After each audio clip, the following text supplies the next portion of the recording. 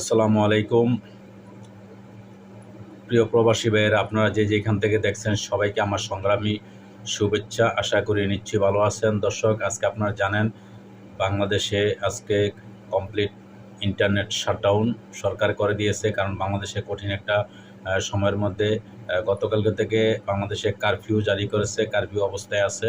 কিন্তু সমস্ত আন্দোলনকারী ছাত্ররা, বৈষম্যকারী ছাত্র আন্দোলনের তারা সবাই প্রত্যাখ্যান করেছে। সমন্বয়কারীরা প্রত্যাখ্যান করে তারা আজকে আন্দোলনের ডাক দিয়েছে এবং তারা আজকে কঠিন আন্দোলন পুরো ঢাকা শহর আজকে তারা লং মার্চ করবে। এই মুহূর্তে এই পর্যন্ত আমার কাছে যে খবর আসছে, দর্শক, আপনারা প্রবাসীরা অধিক আগ্রহে আছেন, যেহেতু কমপ্লিট ইন্টারনেট শাটডাউন, কোনো খোঁজখবর বাংলাদেশ থেকে আসছে না। হয়তো টুকিটাকি খোঁজখবর যেতটুক আমার কাছে এই পর্যন্ত আসছে, এ পর্যন্ত তারা ঢাকার ভিতরে অনেক জায়গার মধ্যে, যেমন ফার্ম গেট, যাত্রাবাড়ি এলাকা, ওইদিকে সব বর্তমানে আন্দোলনকারীদের দখলে আছে। তারা ওইখানে পর্যাপ্ত পরিমাণ আছে। ওইদিকে মিরপুরে, ওইদিকে তারা ঢাকার ভিতরে মেন যে পয়েন্টগুলো আছে ওইখানে এখনও ঢুকতে পারে নাই, ঢোকার চেষ্টা করতেছে। ঢাকার ভিতরে তারা ব্রেকেট দিয়ে রাখছে। তবে তারা যদি ঢাকার ভিতরে ঢুকতে পারে, ছাত্ররা যেভাবেই হোক, যে কোনো পরিস্থিতি হোক, তারা ঢোকার চেষ্টা করতেছে। তারা অবশ্যই ঢুকে পড়বে যদি ঢাকার ভিতরে ঢুকতে পারে। বর্তমানে ঢাকার ভিতরে কয়েক লক্ষ লোক আছে।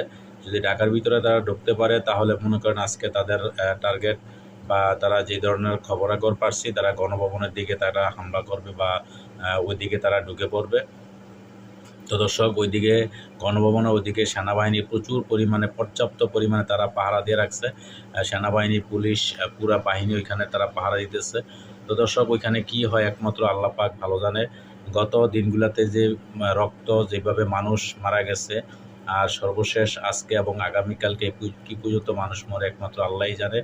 তো দর্শক, মহান রাব্বুল আলামিনের কাছে আমরা এই কামনা প্রার্থনা করি যে এখানে বর্তমানে কোনো মুরব্বী, আগে আমরা দেখছি যদি কোনো রকমের কঠিন ঝামেলা হয়, মারামারি কাটাকাটির মধ্যে একজন মুরব্বী থাকে, মুরব্বী সেটার সমাধান দেয়। কিন্তু আমরা বর্তমানে একদম মুরব্বী শূন্য হয়ে গেছি। আমাদের কোনো মুরব্বী নেই, আমাদের কোনো ভালো পরামর্শ দেওয়ার মতন বা কারো কথা মানার মতন কোনো এরকম কোনো কিছুই নেই।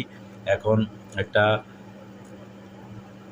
মানে অস্থায়ী এবং অস্বস্তির মধ্যে আমরা আছি, যে কোন দিকে কোনো দিক নির্দেশনা নেই, কোনো কিছুই নেই, যে আমরা কোথায় যাচ্ছি, কোথায় যাব, কী অবস্থায় থাকব। কোনো রকমের কোনো সামনের কোনো আমাদের কোনো সিদ্ধান্ত বা কোনো রকমের পরিকল্পনা আমাদের নেই। একমাত্র আল্লাহ, উপরওয়ালা ভালো জানে। আল্লাহ পাকে একমাত্র বলতে পারে যে আমাদের কী অবস্থা সামনে হবে। তো দর্শক, এতটুকুই বলবো প্রবাসীদের উদ্দেশ্যে। আমার আজকের আহ্বান থাকবে, আপনারা অবশ্যই সবাই যার যার অবস্থান থেকে যতটুকু পারেন আপনারা দোয়া করবেন আল্লাহর কাছে। কারণ প্রবাসী, আমাদের দোয়া ছাড়া আর কোনো কিছু করার নাই। আমরা তাদের জন্য দোয়া করব, আল্লাহ পাক যেন তাদেরকে হেফাজত করে এবং দেশের সমস্ত মানুষ, আপামর সমস্ত মানুষদেরকে যেন আল্লাহ পাক হেফাজত করে, তাদেরকে যেন সহি বুঝ দান করে এবং এই কঠিন অবস্থা থেকে যেন বাংলাদেশ থেকে আল্লাহ মুক্ত করে দেয়। সেই দোয়া রব্বুল আলামিনের কাছে আমরা অবশ্যই দোয়া করি। তারপর থেকেই আমরা খুব চিন্তার মধ্যে আছি, খুব ভারাক্রান্তের মধ্যে। একটা বাংলাদেশে আজকে দেখেন, বাংলাদেশের মধ্যে যুদ্ধ হচ্ছে, বাংলাদেশের মধ্যে আজকে এমন অবস্থা হয়েছে, সেই বাংলাদেশের অবস্থাটা আজকে সারা পৃথিবীর সব দেশে একই অবস্থা।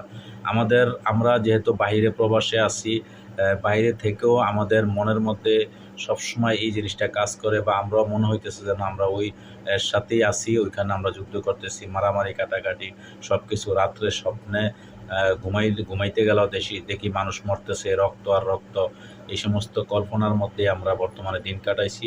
তো দর্শক, আমরা যাতে সেই অবস্থা থেকে ফিরে আসতে পারি, আল্লাহ পাক যেন আমাদের হেফাজত করে, সেই দোয়া কামনা সবার কাছে করছি।